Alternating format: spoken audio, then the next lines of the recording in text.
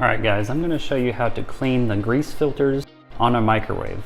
So where these are located is if you go underneath, you've got one here and then one here. So you've got two on each side. So it's pretty simple. A lot of times if there's grease on the stove top or anything, this is supposed to catch it here. So how you remove it is you push it forward like that and it just pops out. So we'll take these two, and then how you clean it, they say you're just supposed to get some sudsy water. We just have some Dawn here, and we're just going to put these in. These aren't too bad, but if they're brown or feel real greasy, you can kind of tell.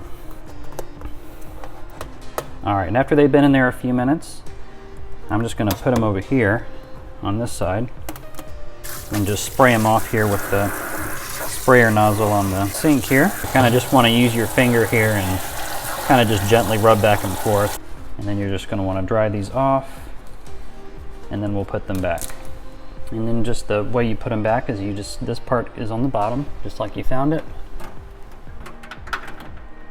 and you kind of put your finger there and then pull it back towards you and you see it clicks, and you want to do the same on the other side here. So hope that helped out guys, and just a little quick tip to clean these about once a month, okay?